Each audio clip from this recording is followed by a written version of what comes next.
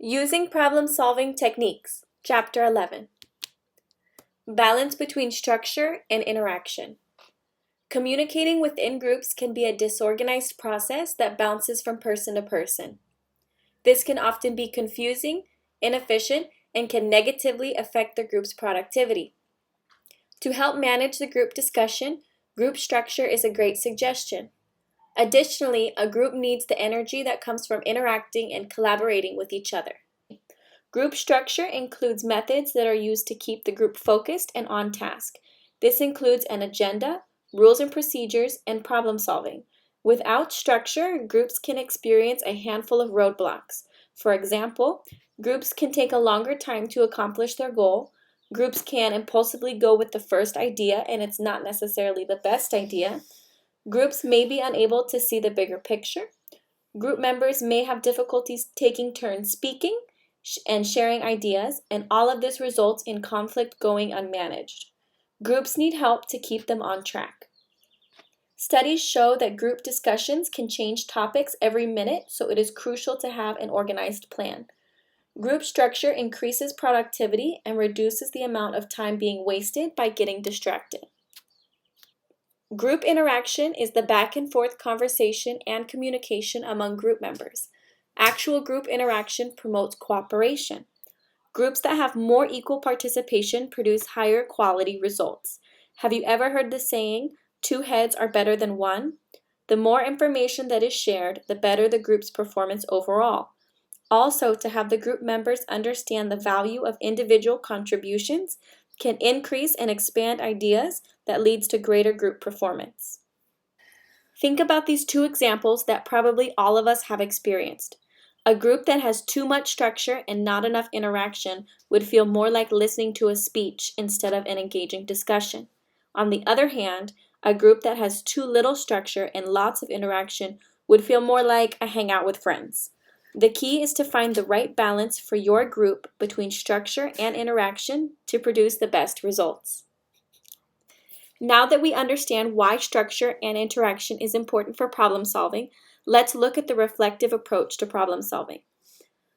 Not every group member is the same, and not every group has the same group dynamic, but these are general steps and suggestions to use within your groups.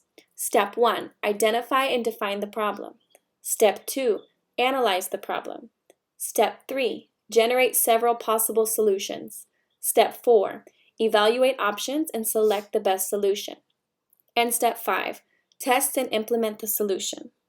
We will be going over each step and some examples of how we can apply each step with your groups.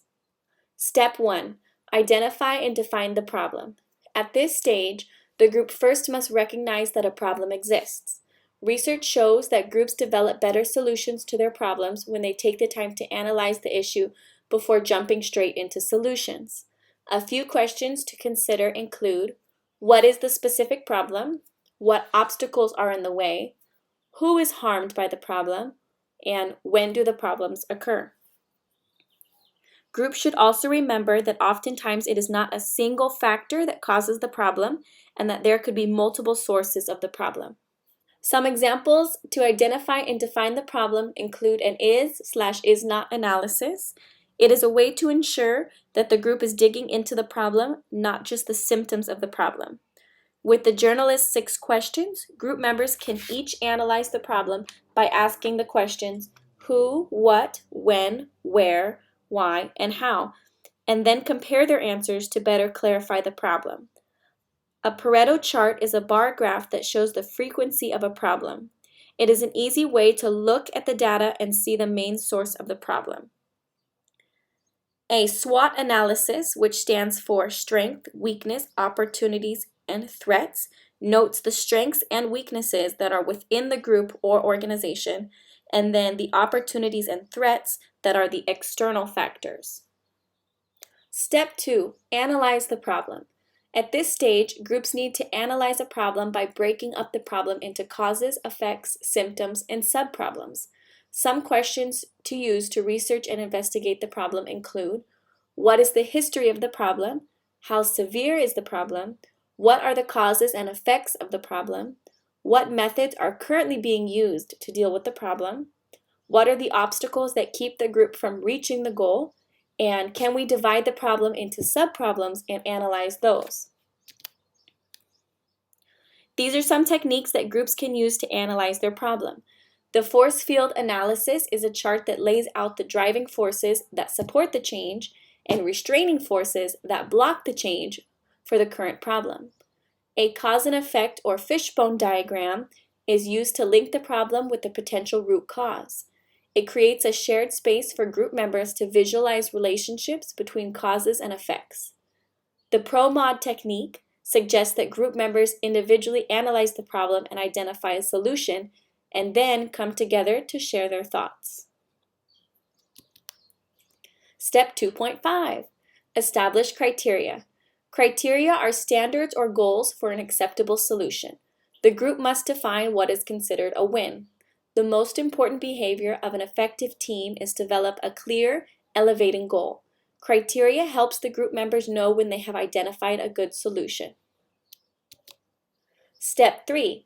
Generate several possible solutions. At this stage, groups should list possible solutions in hypothetical terms.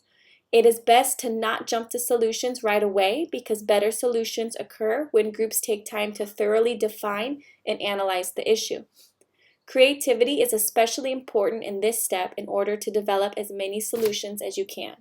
Step 4. Evaluate options and select the best solution. At this stage, the group should evaluate the possible solutions and select the best one.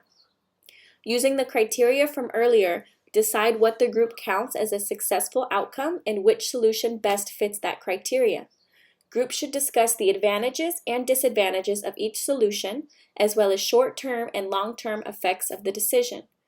Taking the solutions into consideration, groups may choose to change the criteria to a more realistic goal. Some examples include analyzing the pros and cons.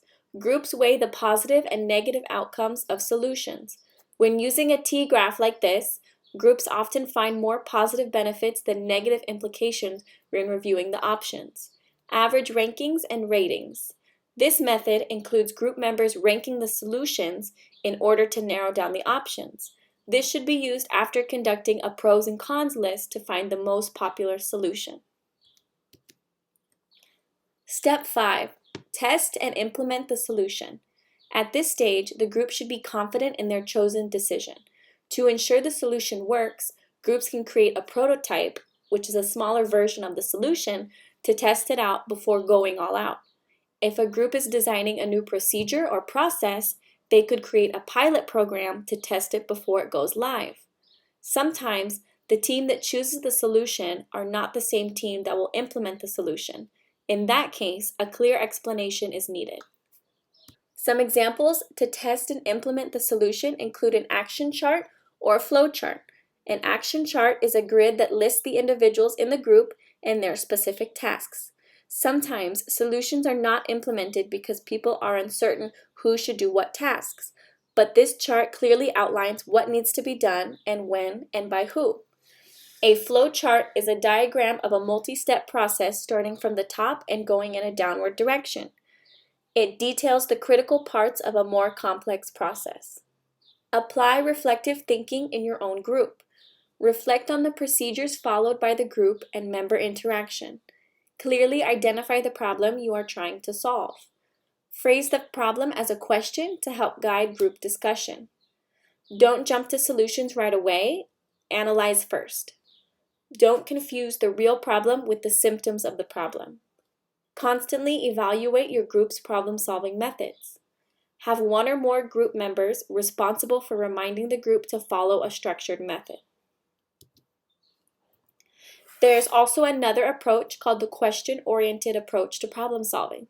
It includes the ideal solution format and the single question format. The ideal solution format.